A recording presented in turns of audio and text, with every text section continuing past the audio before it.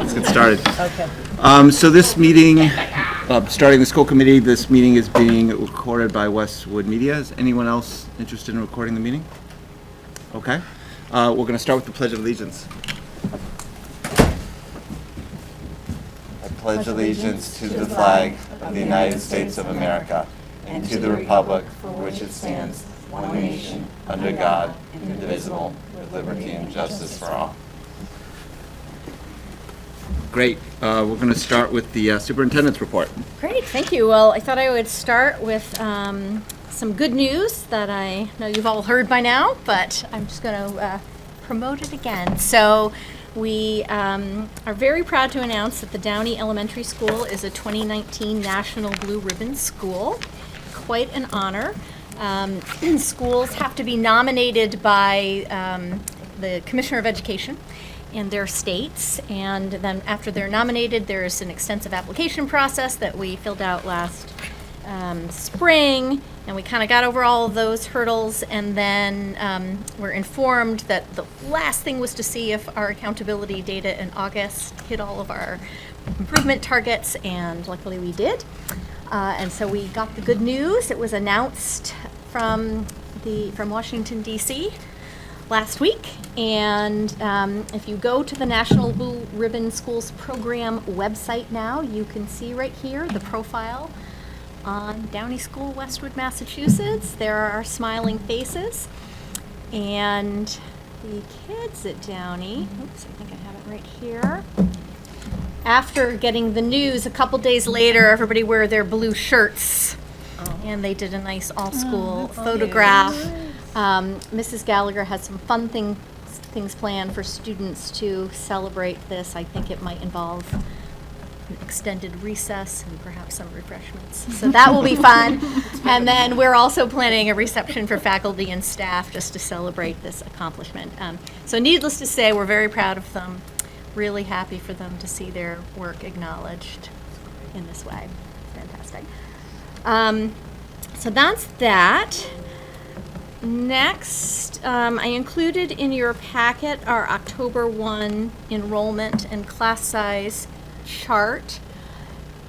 And I will just put up here on the screen, this is the elementary class size chart that we frequently have on the screen. Not much to report in terms of elementary class sizes as compared to a month ago. It's been very stable.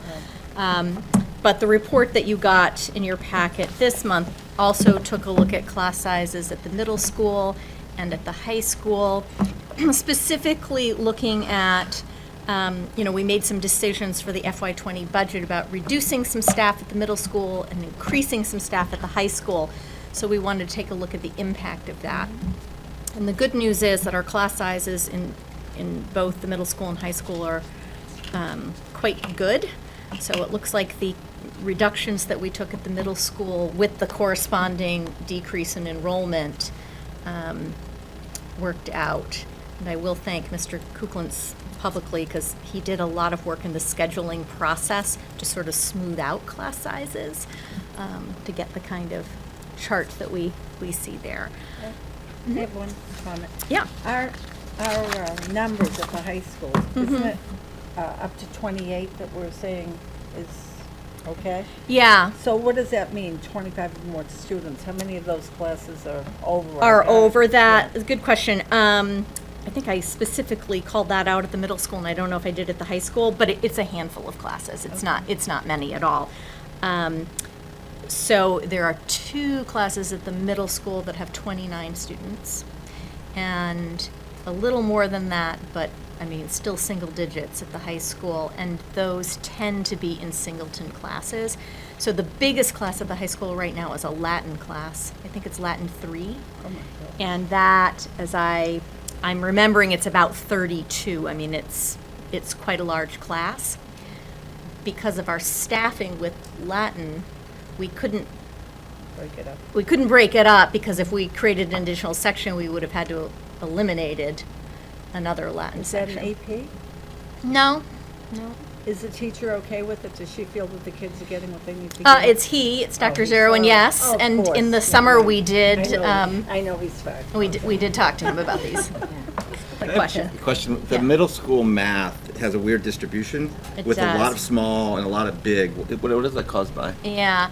So some of it, my understanding is that we made some strategic decisions about where to put math staff. So we know that some of our level 1 classes are higher so that we could keep level 2 classes relatively smaller and, classes with more struggling learners even smaller than Okay. that. And the science classes at the high school, just back to the high school for a second, so the 13 that are over 25, Yeah. are any of those labs, or are they typically? They are. So the issue there is that this is the year that we're transitioning to everyone taking biology in 9th grade. Okay. So because we're making the transition, we also have the 10th grade kids who started with physical science. So we have this strange year where we have a lot of biology classes. And it's worked out pretty well, but of course in science, you've got a science department, but people have particular license areas within that. So there are folks who, in a typical year, for instance, might teach all chemistry, but now they're teaching chemistry and biology so that we could have more bio classes. But we maxed out Okay. what we could do in the schedule. So the bio classes are, in several cases, quite large for that reason. Next year, the bubble will roll up, and we'll have to figure out what to do for chemistry. See, it's going to be a multi-year process Yeah. where we have to sort of phase it in, if that makes So sense. when you Yeah. say you maxed out, were kids not able to get into it? No, sorry, I meant in terms of staff. So we Oh. said, okay, the people who teach biology are going to teach all biology, and then some people are going to teach some chem and biology. And then everyone else teaches bio. Right. Okay. Right. So that, we knew that would be a little bit of an issue, and we're just going to have to work our way through it for the next couple of years. Anything else? Great. So next, I just wanted to bring to your attention that the town applied for a Green Communities competitive grant. And I just wanted to publicly thank Tom Philbin, who's the town's energy manager, and also Trish Haley, who I think supported him in submitting the grant. They were able to get a grant award for $183,783, and the bulk of it is for projects at Thurston Middle School. So we're going to be able to do a conversion to LED lighting, and we've also gotten another infusion of funding to continue our unit ventilator replacement. So that was wonderful news, and we thank Tom for his efforts on that front. And then finally, I just included in your packet some things around, these are technical terms, significant disproportionality findings and CPR audit findings, and I'll ask Abby to talk about that. So the first letter you have is around significant disproportionality, which is a technical term for overrepresentation of students of color in special education, and we don't have it, so it's good. So what it means is that we were not identified as having a significant disproportion of students in special ed sorted by race or ethnicity. So that's very important data, and we take that work very seriously, and so the state confirmed that for us with this. And the CPR audit, how's that working in terms of timeline? Sure. Seems like they're rolling So, findings through, right? Significant disproportionality is an annual analysis. If you recall, we're in what we term colloquially our audit process, and we used to call it CPR, which I always thought was ironic. It was like having a heart attack. It's an unfortunate term. However, it's been renamed. It has new initials. But in general, we are in the midway point. So we submitted all of our data electronically in May, and they're working their way through it at the Department of Ed and starting to send us back pieces of findings on the audit. So the next 3 letters you have are 3 of those findings. And the first one is what's called Indicator 11, which is when a student is evaluated did we meet the timelines? So they do a random sample and they ask for all of that data and we sent it to them. And we were compliant with the regulations 100% of the time. So that's what that letter's telling us. Do you have any questions about, that makes sense, right? And the next one is the idea of when a little person who's 2.9 years old starts special ed, we start getting to know you about 3 months before you turn 3, and that timeline was also 100% compliant for bringing in the littlest members of our Great. Yep, and then the last one is the friends who are like 18 to 22, so students who elect to stay and not take their diploma, 18, 19, 20, 21, 22, all the work that goes into them. And so that one, they just gave us a commendation, commended our commitment and responsiveness. So we took that as good feedback. So far, so good on the audit. We'll keep you posted. Our intention is not to bring every single one forward, because Nope. there are a lot of them, but we thought we would share that we've gotten our first findings back and things are trending in a good direction. Great. So, that is it for me. Okay, great. We're going to move on to kind of the school committee section and liaison updates. First, we need an update on the building project and community engagement plan. I don't know if Mayor or Emily, you want to say a few things? Sure. So we had an exciting week. Last Wednesday, I think it was, we went, the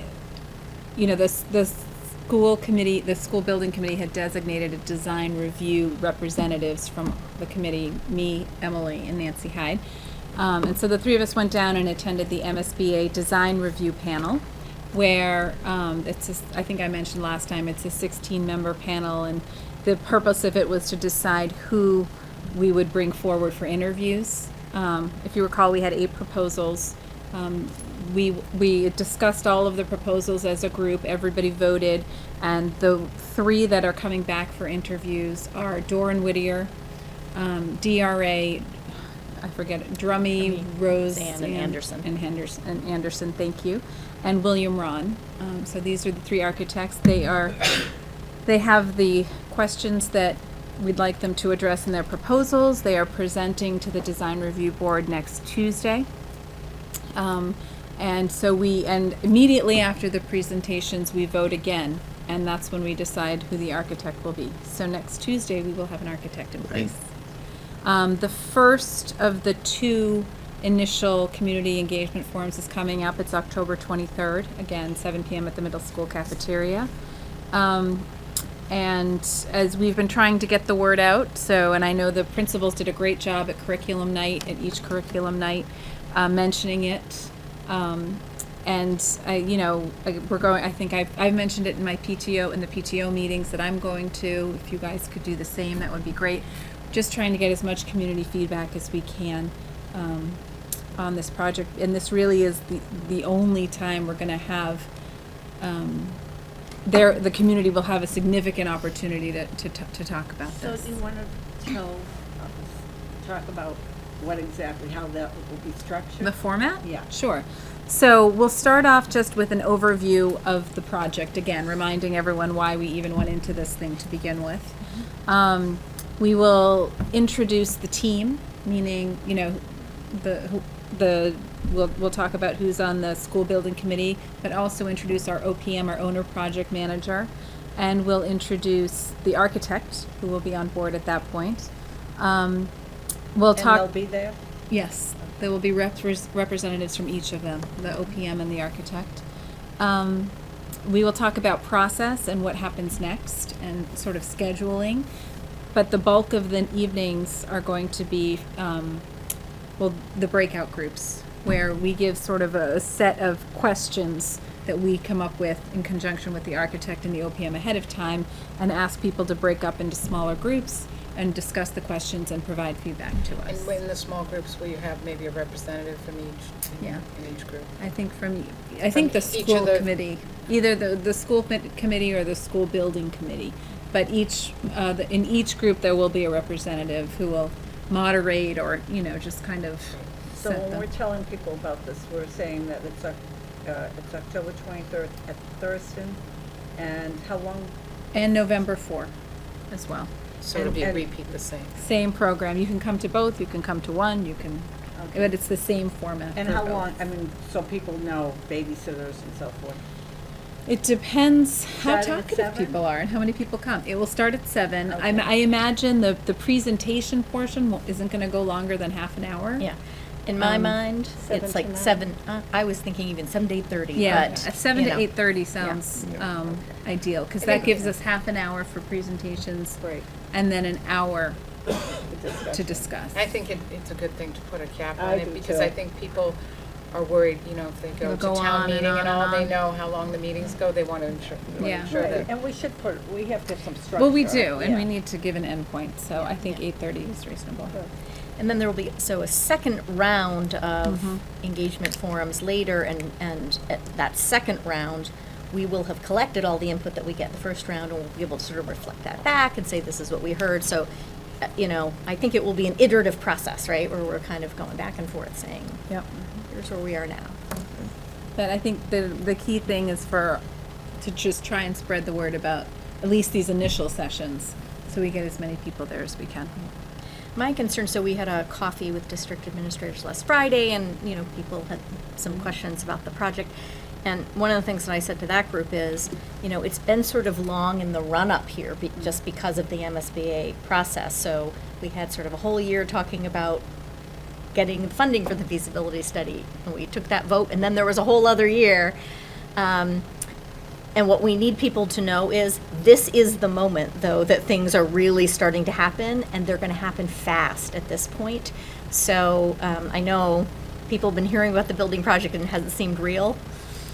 We need to somehow get folks' attention to say, and now this is it. Because now that we have the designer and we'll be diving into the feasibility study between now and the end of this school year, a lot of decisions need to be made. So we need people to come out now. Yes, that's a So very yeah, good point. keep on reinforcing emails, Yeah. social media, because Yes. I just don't feel people. I'm not even hearing people ask No, about it yet, so I- which makes me a little worried. Me too. Well, I think they keep thinking it's so far in the future, it won't be done for so many Yeah. years. Yeah. They don't really have to bother with Yeah. it. Yeah. So I made a point of saying, when I was at the Martha Jones PTO meeting on Monday, this is the chance, right? If you need to come, you need to speak, because this is really when we need the community's feedback. And I think if they understand, as Emily just said, that this is it, This then is maybe your- that will turn people out. And maybe, I mean, I know we have the preschool here, but I don't know if we have any contacts at MMO, any other preschools in town, because those Yes, people, those are people yeah. really going to be. Yeah. I mean, Okay, it's good, I And, know. and if Yeah. I don't know, Emily, I'm happy to go speak to them Yeah. if we want to, or Yeah. whatever you think. Okay. All right. Good. Anything else on school? Any other reports or any other school committee business? Okay. Good. Good. So now we move to public participation. The process for public participation is, if you're interested in making a comment, raise your hand. I will call on you. Please address comments to the chair and state your name and address. We don't engage in kind of active back and forth, but any question you have, we will get back to you with an answer. So is there any member of the public that would like to participate and make a comment at this time? All right. Seeing none, we will move on to the discussion items. And the first discussion item, I think Lemma's going to give us a bit of an update on the first quarter financials. So, can you hear me? Slides, I'm just realizing. Oh. I'm sorry. Go ahead. We also have them attached, but, Okay. so attached in your agenda is the Q1 financial report. This is our update on the operating budget so far this year. And I wanted, before speaking at all to the numbers, just to highlight some of the things described in the memo there about what's in this report and what might be different in the formatting versus what you've seen in prior years. So we are reporting on both encumbrances and expenditures as a sum in most cases. So you'll see them summed together to represent the total commitments that we have against any specific line item in our budget. And the encumbrances here are the POs that haven't yet been paid. So these are commitments we've got as a district, and the expenditures are those that happen. I am comparing them in the report against the appropriation, and the appropriation here, I'm considering both the line item budget as well as any offsets that were approved in the voted budget that we proposed for FY20. So the chart that you're looking at is, first of all, percent salary expended. In green, you'll see the FY20 numbers, and in the gray blue, you'll see the FY19. These are percent of the full appropriation that has been expended in these buckets, in these cost center buckets.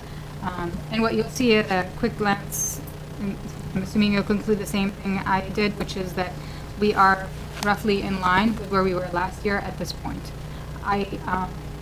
I did have a change in methodology in representing full encumbrances here, so not, as we have done in prior years, normalizing them or kind of representing only the encumbrances that we expected per quarter. So I represented everything in my numbers, and in order to make it comparable year to year, I did the same for the FY19 numbers, so that's why they line up. So I wanted to show you something that was a real comparative analysis. So our net salary expended across the district is at 9.7%, and last year we were at 10.1. We're a little bit under where we were at last year, and there's always a little bit of variation depending on what's going on in the year, including leaves and absences. So that's where we are. Noteworthy on salary is that we did have a net positive turnover this year, and turnover is the differential between the salary that was budgeted for our staff and the salary that we currently have. Typically, it's driven by resignations or retirements, and some of that net positive turnover was then invested in the addition of a teacher and an aide, and I think 2.35 ABAs. So all of those you've heard about before, but those were needed at the start of the school year. And what was the total number of hours, do you know? Another, if you do the delta, what Yeah. we budgeted back 6 months ago The versus? original turnover. Yeah, because I know we also invested in guidance counselors, I don't was remember. just about 400,000, Okay. and then 168 was then reinvested through these positions. Got it. Plus the guide, some of the other Yeah. positions, maybe we have done those earlier. I don't know. No, I included that. Oh, that was in the Yeah. 168. Yeah. Okay. So that's where we Yes, were. included that in that number. Okay. Yeah. Where are we? So, yep, so that's a summary of salary. I don't think there's anything else noteworthy. I did mention one cost center that had slightly higher expenditures on salary is maintenance and operations, and that's because we do a lot of our work in the summer, and there's a significant number of overtime hours that we put in just to make sure schools are ready for the start of the year. That may also be true in a couple of other cost centers, but that, again, would be represented by summer salaries paid out. So that's it there. Our next slide is the non-salary expended, and again, you see mostly the same thing, that we are in line with where we were last year in the non-salary categories, and this is a summing of the contracts, supplies, and other categories, and they're described in the first page of the memo. There are a whole bunch of items here, including stipends and contract payments and substitute lines that all hit this. Student services is the most tightly budgeted category of expense here, and we really encumber, so I highlight that in my memo, that we encumber our funds for the entire year at the start of the year based on what we know the student needs are, and then we tightly monitor and adjust as things change.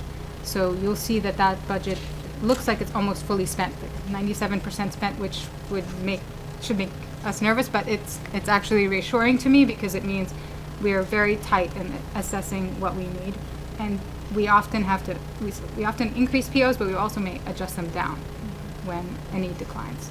So that's there as well.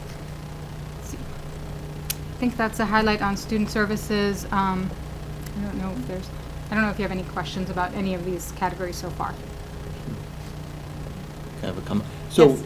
going forward, I'd be interested, maybe for the next quarter, to understand kind of the deltas as they kind of progress through the year. In other words, we got a favor, some people want to leave, so that's delta plus 50. It's a cold winter. Is it a cold winter, we're going to be extra 100,000 fewer? Is that something that you can monitor? Like the big things. I don't mean photocopies. I mean kind of the big categories. Yes, absolutely. Yeah. So that was part of my effort, and Okay. like diving in and looking at Okay. encumbrances and whereas FY19 was normalized, Yeah. kind of undoing that in order to have a Okay. comparable year to year. So there is a line by line, cost center by cost center analysis there. And we are monitoring closely to see where, Yeah. if any of them are over at this point. I don't think any of them, and maybe one, may Yep. come in at like 102%, but otherwise they were all, like 102% encumbered. Okay. But otherwise, they were all really in line with where they were last Okay. year, so I Okay. could do that Great. comparison. But I can highlight for you. Just the yes, big thing. I don't mean, like I said, I don't any mean areas. photocopies, I but think yeah. it's a reasonable question, Okay. absolutely. Yeah. Okay. Anything else? Thank you. I just wanted to highlight, because I know we're going to be talking about budget next, Next. just the final paragraph of Lemma's report. I just want to draw your attention to that because there are some changes in the school-based Medicaid program reimbursement. And this is how we have funded our special education reserve account. So that's just something that we're going to need Something to be aware of. we're going to need to keep an eye on that.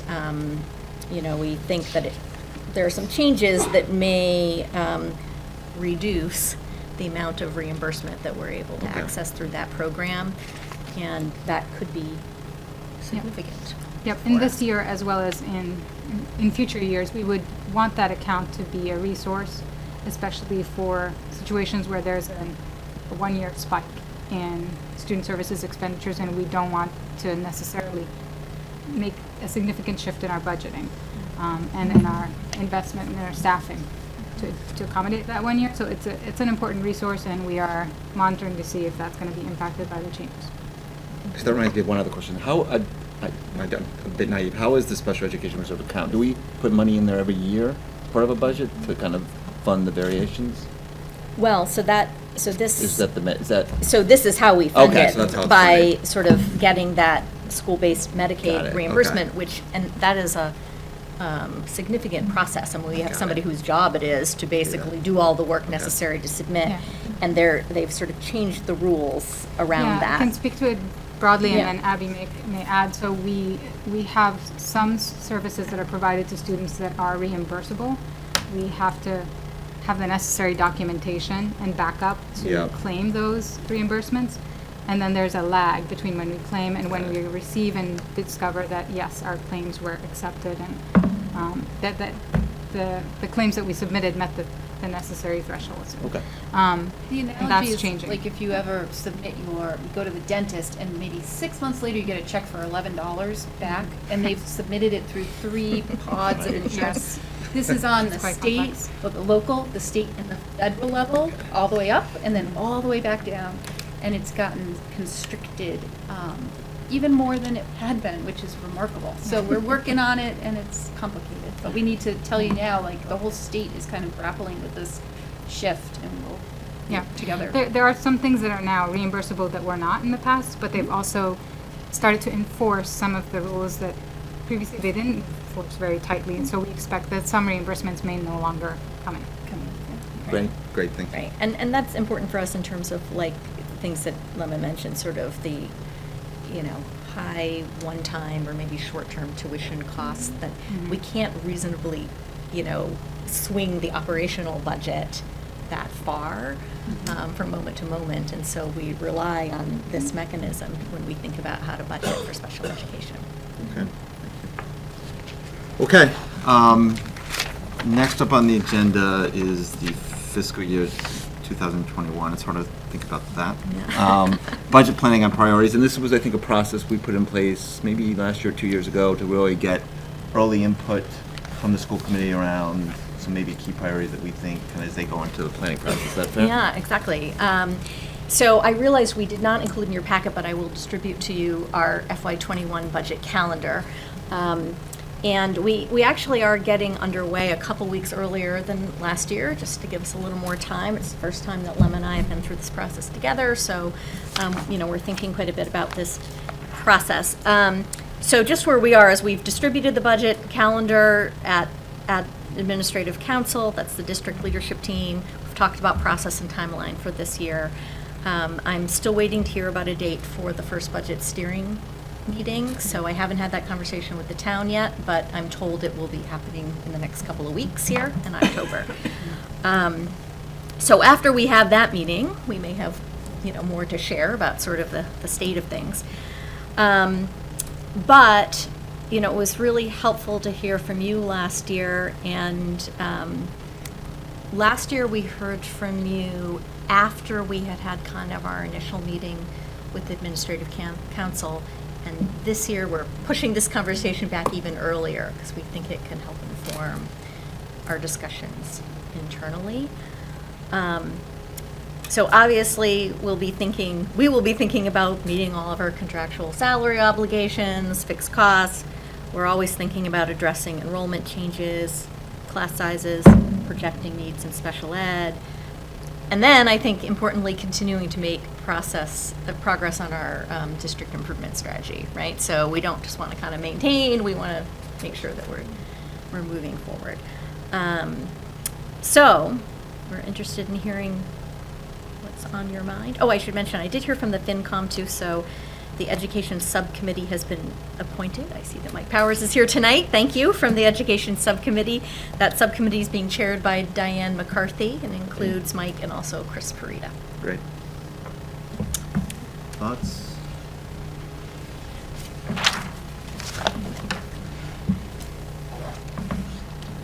Sounds good. Any thoughts from, any thoughts on the? Any wish list? Yeah, any wish list? Before I get to my list, you know, I have a list. General. Oh, I thought you were just, yeah, go ahead. Well, it's interesting because we always think of class size, but since the bubble is moving through, we don't want to do anything that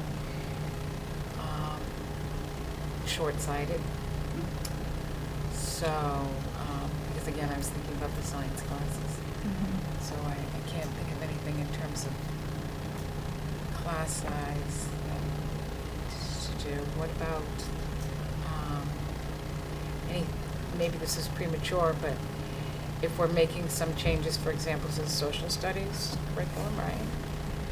Is there any, I don't know what might be on the wish list because this is still early in the process. And I don't know how we're going to proceed or progress in that.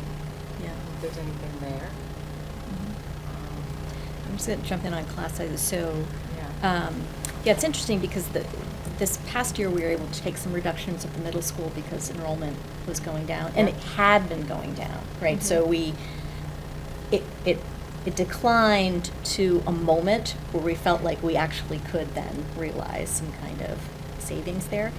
It's going to go down a little bit further, but I think not enough to warrant another round of staff changes there. So that's just something to keep in mind. I think we're probably at the right staffing level. Across the board? I'm saying at the middle school. And the high school enrollment, when I look at the staffing levels right now, they seem quite reasonable, and the enrollment is about to stay the same, right? So I don't immediately see a need for staff related to class size at the secondary. So it would be something like that, or where we're saying, what about program? Well, what Or is about there in terms some- of, right, in terms of subjects? So we've had conversation over the last few years about, and this again was focused on the high school, could be on the middle school as well, even elementary, but expanding curriculum. But then again, it seems more appropriate in the high school because that's when kids have choice as opposed to we have less time at the elementary or maybe even at the middle school. Yeah. But we started expanding some of the, what do you call them? Electives. Yeah. Has there been any call for any particular electives? Does anyone have a wish list? in terms One of- thing that's interesting to keep in mind is once this sort of science bubble moves through in terms of the realignment of the science course trajectory, Yeah. what that's going to do is create the possibility of a lot more electives Mm. for seniors in science. Right, So because they will have already completed Right, right. So, biology, so chemistry. that's something we are looking ahead to, and Yeah. that's actually really exciting. Yeah. I think in terms of curriculum, and I apologize if you guys have already talked about this, but one thing for me that would be interesting is looking at expanding foreign languages. I know. Into, starting it earlier, starting it sooner. I think that, we toured a school where they had a Spanish room. Just trying to introduce them at the elementary or even in 6th grade. I don't think they start till 7th grade. So, I think if, I'd like to add that to the wish list. I think that would be Yeah. ideal. I'm happy to think about that. I'll and second Yeah. it. Expanding I foreign never third language seconded. involves two different resources. Right. Time Yeah. and money, right? Right. Yeah, so there are a lot of things to think about there. What do you think about foreign language? But we did have a foreign language curriculum review many years ago, and starting foreign language in grade 6 was one of the And we did nothing about it. Well, no, I mean, we have not implemented it, but I would say that in the budget discussions, it didn't rise to the top, is what happened over a number of years. Well, maybe we can push it, because we've been asking for years. Mhm. So maybe we can What, get that and pushed. maybe it's a conversation for another day, but what has to give? What has to give at the elementary level for it to, in terms Oh, of time? well. You'd have to shrink all the Cursive? all of. I mean, just to keep in mind, if you look at our district improvement strategy, one of the top things that we hear from elementary teachers about is how pressed they feel for time Right, right now, that's- covering the curriculum standards Yeah. that they're faced with. I mean, when we take a look at instructional minutes at elementary and we say, okay, well, ideally, if you're doing a literacy program with X, Y, and Z components, you have 90 minutes a day plus blah, blah. We do that for each subject area and you add up the minutes. There are not enough They're minutes. gone. There's So- not enough minutes. But Yeah. other towns do. So do how it. are they doing it? Yeah. That's the question. Other towns are doing it, and they're doing it well. Well, they're doing it two different There's ways. two ways, Yeah, yeah. how? There's places that are doing like immersion-based or two-way bilingual programs are really developing programs where kids are spending a lot of time Right. in the language. Those are highly effective, very Right. impactful programs. A lot of towns, though, have a more exploratory Right. approach where it's just kind of dabble in a couple languages.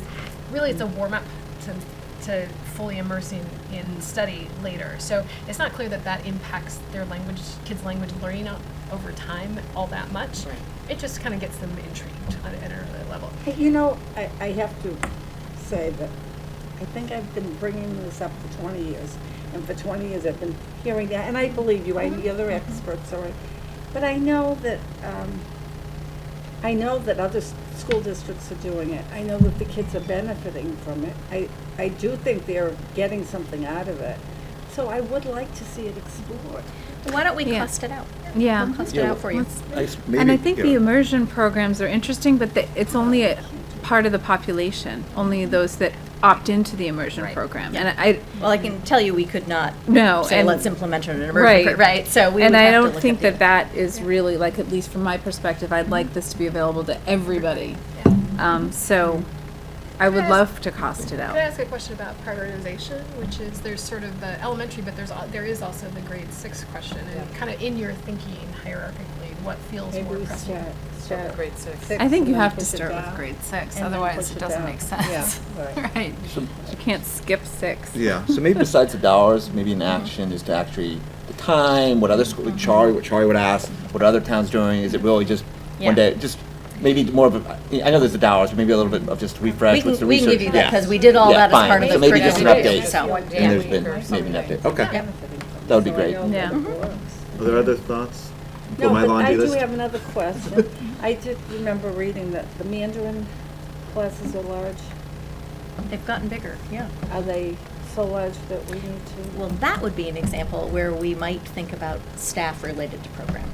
So, in other words, we have a part-time Mandarin teacher at the high school, and for a while it was like, let's just get it off the ground, but what we're finding is we have kids who are sticking with it, and so we want to be able to offer upper levels. And right now, we're doing that, I think, by combining Mandarin 3 and 4, right? So we could expand the program offering with increased staff. And that would be beneficial, right? That'd be great, yeah. So maybe we can look at that. Mhm. We can't get a Yeah, if I could say something, I'm in the Mandarin 3-4 Oh, are class, you? and Good. it's interesting because last year I was with students who were graded above me, and they had learned it for 4 years, but I was in my third year, and now I'm in my fourth year and I'm learning it with students who are learning it for their third year. So it is an interesting mix, and also I think it would be interesting if we could also expand Mandarin to the middle school level. That's just like an idea. It's an interesting idea, and so in our in our last foreign language curriculum review, there were two big recommendations. So one was to expand the language offerings, do something that was like, non-Western, right? Right. And then it was also about expanding to grade 6. So in the budget priorities, we went for let's add Mandarin. So that is another thing to think about. We could maybe move that back. Mandarin continues to be one of our major 3 languages. Right. Our primary languages, other than English, are Arabic, Mandarin, and Spanish in that order. So, here's another question. The kids that are taking Mandarin, are many of them coming from households where they speak Mandarin? Do you know? I think a lot of kids are taking Mandarin. Do you know? My course, grade, not really. Other grades, yes. It's honestly like a mix. Mix? Yeah. Okay. So I will say Mandarin that's an exciting program because I said to Sean for years, it's like, it was a tiny little flame that we were like trying to, keep some oxygen there, and we stuck with it, and I'm really glad that we did, because we stuck with it for a while when you could have argued that the enrollment was low enough that it maybe didn't warrant the kind of staffing investment, but we've gotten it off the ground, so Does it's anyone great. know how many kids are in freshman Mandarins?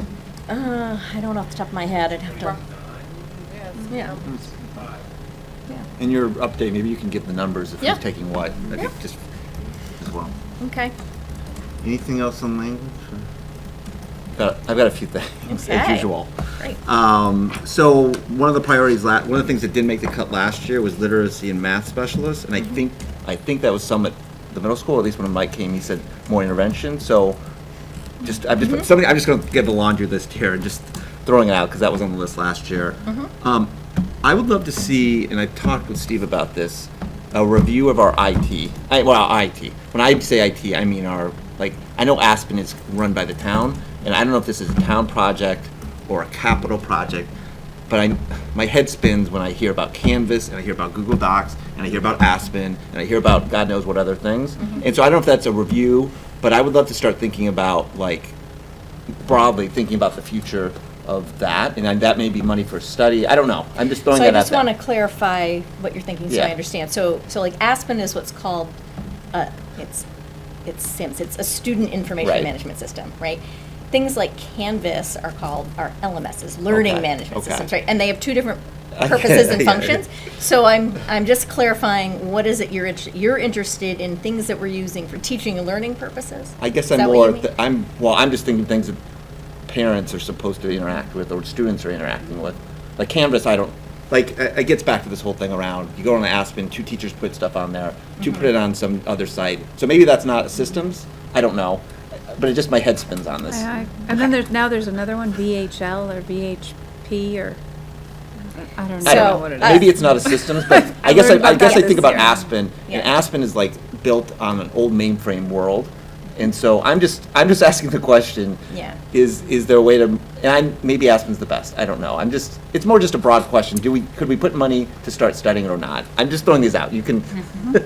Yeah, I just have to know what the it Okay, is that we okay, want to study. okay. So I'm just trying to understand the question. So what I think I hear you saying is that from the parent's perspective as an end user, that there are a lot of different systems. That's true. That's one. Or that you don't know that they're the best ones Both. for whatever both. purpose. So one, there's a lot of systems. And the consistency between teachers, there isn't a lot of consistency in terms of who uses what, who puts the grades where. Yeah. So you wind up just going, you can do it, but you have to know how to do it, and you have to know which teacher uses what, so you know where to find everything. Okay. We can talk more. I don't know. No, I'll think So that's about the that. LMS, I guess. Yeah. Talking Yeah. about consistency. Yeah. Consistency, but then also the user.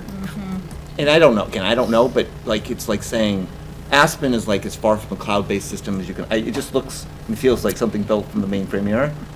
And maybe it's the Yeah. best there is. I don't. Well, let me just say that I've never been a giant, screaming fan of Aspen, but the issue is that what Aspen does for us, Yeah. it's our student information system. It's a giant database. And so it is the mechanism we use for all of the required state reporting Okay. around students and teachers and all kinds of things. So yeah, it's not built to be super user friendly for And it may, fine, I just A lot don't, of I things. just want to, I'm just throwing it out there. I agree, it's not an intuitive, nimble system. All right, 3 more That's for quick sure. ones. Yeah. So, the 8th grade trip, I'd want to, again, we should have this conversation. There was, we don't need to go too deep on this, but there was kind of a conversation around, do we ever want to move towards kind of flying? And there may be a slight cost difference, so I'd just be interested in a couple things. One, do other schools, not subsidize the whole thing, but do other school districts maybe subsidize a little bit of part of it? Because it is an educational piece, and do we want to put a little bit of subsidization in the budget? So just exploring that, and I'd be interested, do other towns subsidize part of it? So that was the 4th one. I'll do 2 more. So the 5th one was, this isn't a big one, I think, from a dollar perspective, but it keeps on appearing. It's appeared the 4 years I've been. Recess monitors, and I know the conversation with some people don't think we should have them, or some do, but I would just want to clarify, do we want to do them or not? Yep. Or do we think it's a bad idea? Okay. So it doesn't show up on the list. Yeah. And finally, you like the finally is, as we think about consolidation, just thinking about, are there things, is retirements happen, and you would be doing this anyway, but like, if you had, say, for example, a librarian retire in the system, would you replace him or her back? Right. So just starting to think, because we're not that far away really when, Yeah. you know, anyways, that was the final one. Yeah. That's it. Yes, and, I would throw out where I thought you were going there is that I think we do need to think about our operating budget in the context of, we're gonna be asking people to fund Yeah. something that's important. And what hasn't come up tonight is also thinking about capital budget and what some of our priorities might Yeah. be in the capital budget process as well. So we're open to. Although we input on might that flush front, too. that out in the next few months, right? Yeah. I mean, I'm thinking about, clearly we need to keep our eyes focused on Thurston. Right. For sure, right? Right. And so that's something that we're thinking about. So I want to be thinking about that, and things like we did a big security audit. Do we want to keep making forward progress on that Yeah. implementation? Yeah. Those kinds of Great. issues. Good. The answer to that should be yes. Yeah. All right, so lots of things to think about. As, You as, asked. as one would expect, there are a lot of Can I things to add think one about. more? Yeah, go ahead, Yeah. I know we talked about expanding the coding program in the elementary school. I don't know if that's on the list already, or, We've been talking about that a little bit, so grades 4 and 5 is what we're Yes. thinking about, but Yep. we'll. because it's in 3 now, right? It's in 3 now. Okay. Mhm. Kind of where we're at right now is the 3rd grade is kind of the fleshed out curriculum, and currently the ITCs and librarians have sort of joined forces to talk a little bit about ways to kind of keep the drumbeat going in grade 4 and 5. Not with like a full year dedicated program, but with project-based hands-on things. So they did some experimenting last year. We're going to kind of bring everybody together to talk about what did they try, how did it go, and then figure out how to make it more consistent across the district. So Okay. that's where we're at. Yeah. Okay, good. Yeah. Okay. All Anything right, else? great. All right, onwards and upwards. All right. So the next topic is the protocol for reporting and investigating discrimination, harassment, and retaliation. Right. So the school committee revised its policy regarding discrimination and its non-discrimination policy, including harassment and retaliation, last year. And so sort of stemming from that policy review, the next step then was to put a protocol in place. And so this doesn't actually require your action, but at the time, you had asked if we could bring the protocol back to you to look at after we created it. And it is now done, after a lot of work, I will say, by Abby, Allison, and our attorney. Questions or comments? It's a long document. It was a pretty long document, I have to say. Mostly the attorney. I just want to Yeah. give credit where credit's due. Right. One of the things Abby and I talked about a little bit, it's just nice to have a kind of clear stepwise procedure that's really transparent and out there for folks so that they know what the expectations are and where the district stands. So. And this document is consistent with the OCR and other regulatory agencies that would potentially be looking at the district to have such a document, so it's very good to have it. And so our plan is that this will be posted on the website, It obviously. already is. It already as is? of today. Okay. Next step is training. So our administrative team has all received the copies, and then the attorney's coming back to do kind of the Q&A training scenario question Great. work with us. Great, thank you for the follow-up.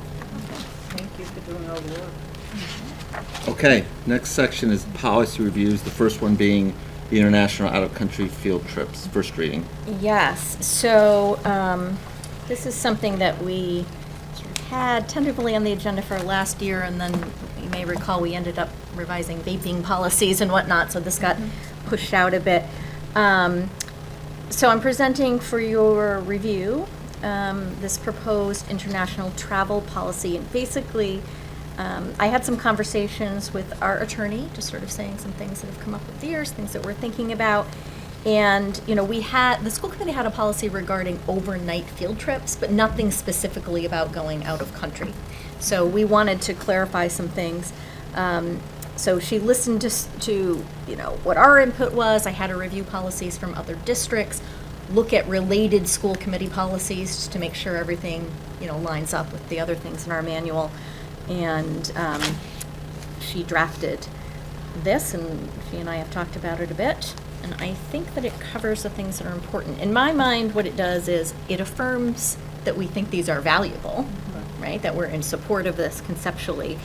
But it just really articulates some important things about trip approval process and supervision on the trip, and sort of our expectations around, you know, how things will be framed.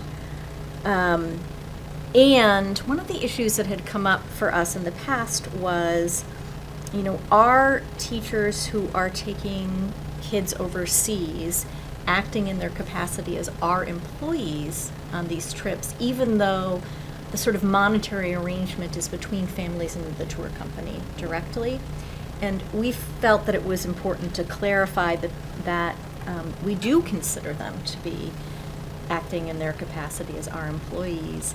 And that's important for issues of liability and sort of falling under the auspices of our insurance policy. So that seemed like an important thing to And that way we clarify. can set parameters on what they can and cannot do. Yeah, and I have to say, in fairness, I think that every teacher who has taken kids overseas has assumed that they were doing so. As, you know, Western Public Schools teachers, the school committee approves the trips, for example. But the murky area is that these trips tend to happen over school vacations, Right. which are not part of teachers' contractual work year. And so we just wanted to make sure it was crystal clear that they are acting in their capacity as an employee. I also think it's important that you stated that if, for any reason, we had to cancel the trip at the last minute, as we had We to do did that several one. years Yeah. ago, Mhm. that, you know, if they are not going to refund the fee, that it's not the responsibility of the schools, that the parents have to take that on. So I think that was Mhm. good that it was stated that way. Yeah, and it puts some processes in place around making sure the parents are informed of that and sign off on it in advance of paying their money, so that there can be, because we always set it here, right? But Right. to make sure that that Yeah. is communicated. So I have a question. Yeah. Now, I know this is international, Mhm. but under student supervision. Mhm. So, statement number 4, query checks are strongly recommended for bus drivers who do not regularly work for the school district. So this is international travel. What are we talking about here? Because I would say either you're gonna ask for them or you're not. Yeah. And I would say we should have them. But are we talking about travel to the airport? Are we talking about buses over there? Because I don't know that, depending on where you're going, Yeah. I'm sure you have query checks for people who are Right. employed by maybe a Peruvian. Yes, I had that Travel? same conversation with the Okay. attorney, and I will go back and make sure that I have the answer clarified and come back to you next month with that. Because, you know, we both agreed that if you're contracting with a company and then they're hiring a bus in, you know, Florence, Yep. we have no ability to query check those folks. And so, you know, the question is, can we insist that the tour company has some process in place for doing a criminal background check of their employees, which I believe that they do. But we would need to, you know, make that a condition of our But it says strongly. contracting. Yeah, that's Yeah. what I didn't like. Strongly recommend. To me, either we're gonna say we're doing it, or you're gonna do it, or Yeah. we're gonna- Mandate it. Okay, Yeah. let me ask, I will go back to the attorney. Because anyone about But can you're that. just right. say, it well, might, you but know. it might not be. There might. I mean, they might not. There may they not don't be a have Corey mechanism. checks and. But I then- mean, you could say background check, Corey checks, or it's equivalent. Well, or equivalent, local or it's equivalent, but I wouldn't wanna send a kid on a trip over there where they're not doing Right. checks, a Yeah. similar, an Something, equivalent yeah, check on some their kind bus of- drivers. Yeah. Yeah. So- I mean, the policy also said here that the teacher chaperone has to be present when students are on the bus, which I think is important, right? So True, that but we're we saying- also then want to make sure the teachers are safe. I mean, you Yeah. have, Corey can count for a lot of That different is things. an excellent point. So, Yep. So is this policy, does it work in connection with the overnight policy, or is this its own animal? Like, does this No. is this augment? So at the The end, you'll overnight? see it cross-references different things. And so she has cross-referenced our other, so she's cross-referenced the field trips, the student overnight travel, and student travel regulations. So by cross-referencing, is that incorporating it? Yeah, so everything is in alignment with each other, yes. It incorporates, Okay. yeah. Any other questions? I would say but I it think it's- incorporates other than and that, I think then it's great. expands Right. upon for this We particular should, context. you might want to ask the attorney if that's strong enough. I just think, just to say cross-referencing doesn't necessarily incorporate the other Yeah, policies. I guess what I will clarify, but what I'm saying is that the language in this policy pulls from and mirrors the other policies, so I believe So this it is stands on its literally own? incorporated. It Yes. stands on its own? Yes, So it yes, doesn't have to be incorporated. Okay. yes, you don't have to cross-reference to Okay. see it's all All right. in here, is my point. And we gave you a revised version, I think even this morning, so that, so I thought it was important to have a statement in there that had to do with the state ethics law. This is an example, right, where of course the state ethics law applies, even if you don't write it down. But I thought it would be helpful to put it in here, so that people can think about That's great. that issue. I do think one thing on that cross-referencing too is that any trip that is out of country is also going to be subject to the policies around. So it falls under the an umbrella that's going to include student travel, student overnight travel, and all student travel regulations. So it's going to hit all three, and Yeah. all of them apply. But I think we didn't want everybody to have to go read all of them, right? They can just read this one. It Yeah. does stand alone. It stands on The its own. cross-reference means that there's nothing in this policy that is out of sync sync. with or contradicts something in a different policy. Yeah. Great. Okay, so I will ask the question about the Corey checks. Is there anything else you want me to take back to the Anything else? attorney? Thinking about Europe, you might just, I mean, I know you talk Yeah. about buses, vans, and cars, but I want to talk about trains. Trains, planes, and automobiles. Lots of train travel in Europe. It's very- You know what, though? They're not- Moleculars. It's funny. Monorails. It's on. I forget that we're on camera. But back in the day, when we all traveled in Europe, everybody took trains. But now it's cheaper to fly I know. in between countries, so it's kind of sad. Yeah. It's different. Europass? Yeah, the Europass. I remember. All right. All right, great. And I will the- get back to you And the then. other one was the second reading. We went over the mission goals and core values. Yeah, this is just second Okay. reading of that. Okay. So, yeah, second reading. Okay. All right. Good. So anything else in policy review? Nope, that's it. Okay, great. Let's go to the action items.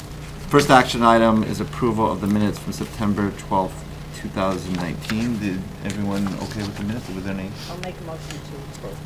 Do you have a Second. second? All those in favor? Yes. It's unanimous decisions.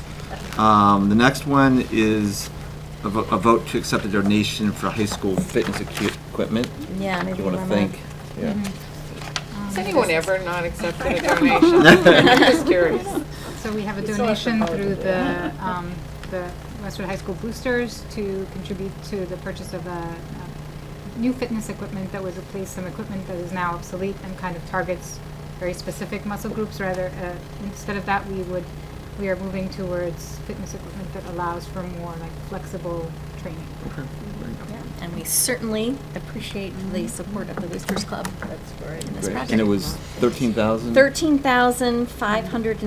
$13,570.77. Very That's nice. awesome. Do I have a Great. motion to accept the donation So from the moved. Boosters? Second. Good. All those in favor? Aye. Vote is unanimous.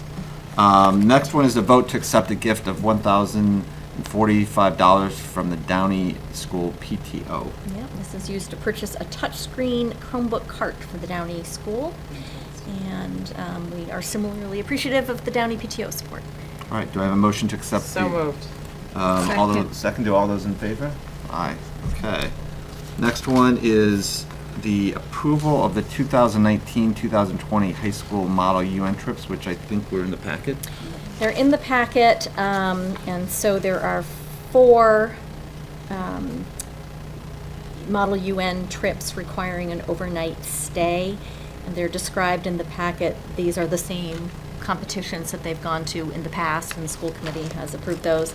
They included a bunch of other events, but they don't require overnight. So really, it is to approve their trip to, there's a trip to Brown, there's a trip to MIT, something for the Boston University Model UN, and the Dartmouth Model UN conference. Okay. Motion to approve. Do we have a second? All those in favor? Aye, unanimous. And finally, I think there was a slight mistake in the school calendar that we're just going to correct. Yes. So we apologize, but when we voted the calendar for next year, we mistakenly put Yom Kippur on the wrong date. So John has updated the calendar for you, making that correction. If you could get that posted on the website. Yes, After we approve. Yeah, we so will approve it. tomorrow. Great. Do I have a motion to approve the corrected 2020-2021 school I'll calendar? make a motion. Do I have a Second. All those in favor? Aye, unanimous. And look at us, Mike's going to be able to go get home for time for the Patriots. Look at us. All right. Do I have a? Approval of November. Oh, we're No, we're tabling tabling that. Oh, sorry. Yeah. Nobody told me. Do I have a motion to adjourn? Motion. Oh. Motion. Second. All those in favor? Third. Aye. All right, unanimous. Thank you, everyone. Thank you.